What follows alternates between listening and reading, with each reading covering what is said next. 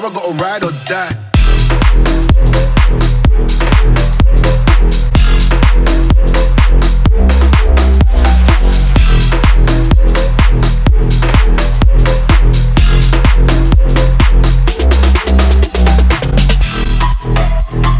So guys, welcome back to the channel. Today you join me from the driver's seat of a 2015 Mazda 2 Sport Nav. Now this is an interesting one because again, like most of the cars I seem to find and want to review at the moment, these are horrendously underrated as a young driver's car. So what are they about? I don't see many of them, and the fact that they're very good on fuel, incredibly reliable, and this one I'm driving today is around £6,000 to £7,000 for a 2015 plate. That's a good talking point. As ever guys, make sure you like this video, subscribe to the channel if you haven't, but onwards to the B-roads.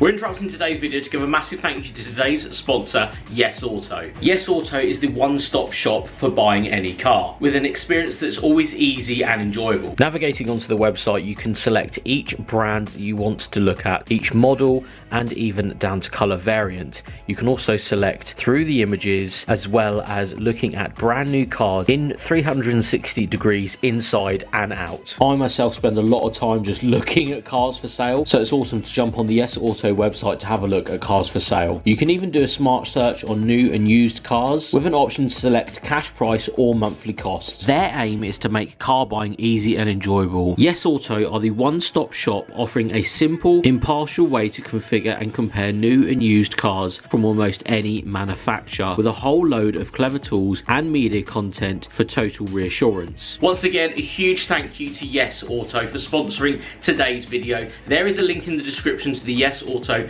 website. Thank you so much again to Yes Auto for sponsoring today's video, but let's get back to the action. So first things first, as we drop it into third gear, this is a 1.5 litre Mazda 2. Again, a car that is relatively underrated. I think I've never really seen too many people driving these, or at least wanting to own one when they are younger. This has the 6-speed manual box, which I must admit, I know new cars do drive very, very nice.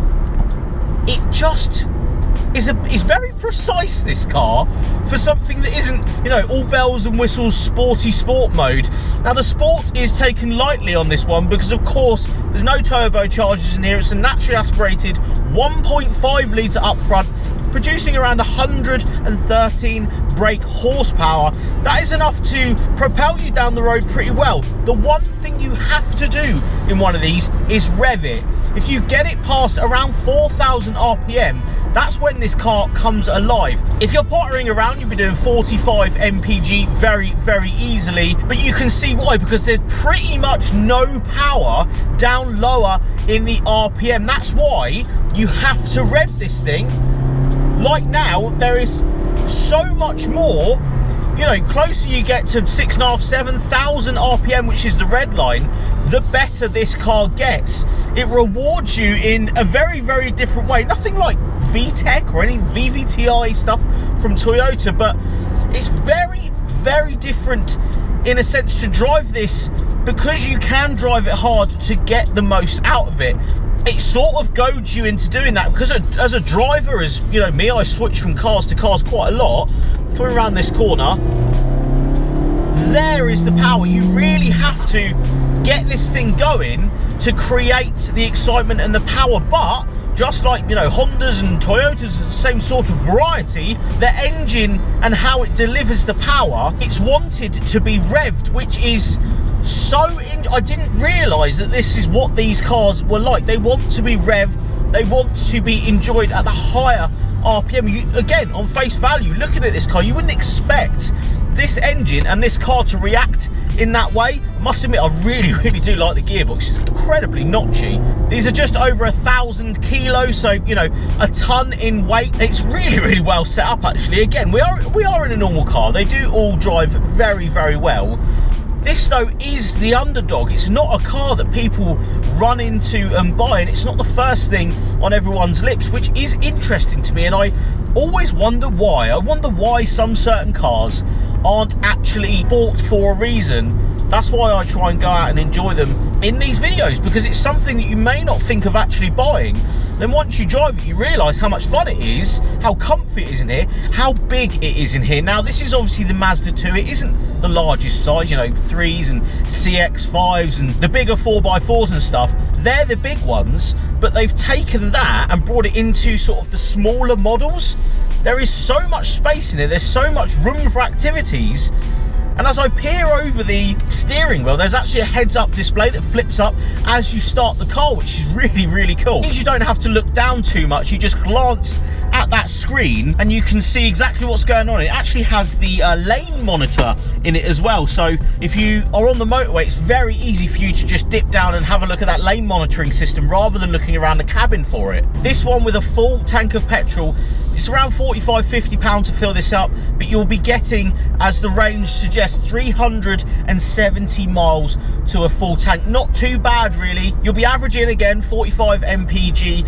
There's a claimed 60 nearly on the motorway in combined, you know, driving and motorway mileage. Because it's got the Sky Active engine, that's really where you're getting that combined MPG from.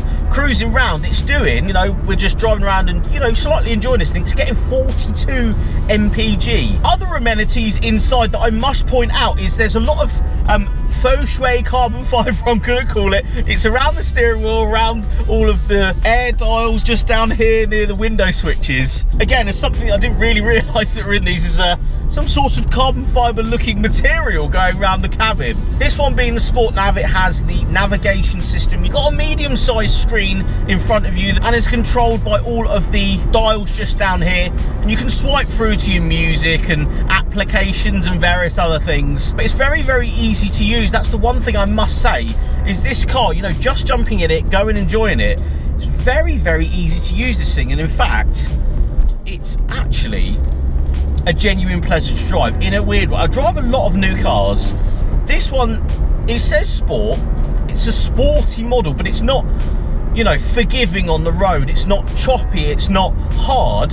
The seats are really comfortable. It's really big in here. The car feels relatively sizable as well, which again is a good thing on the roads. You want to have some sort of presence, in my opinion. But yeah, all in all, I'm really impressed with this thing. Again, I drive a lot of new cars. This one is not a sport, spoiler, big wheels model version of the Mazda 2, but it's definitely got the sporting credential for you to, yes, cruise around doing, you know, nearly 60 mpg if you really wanted to.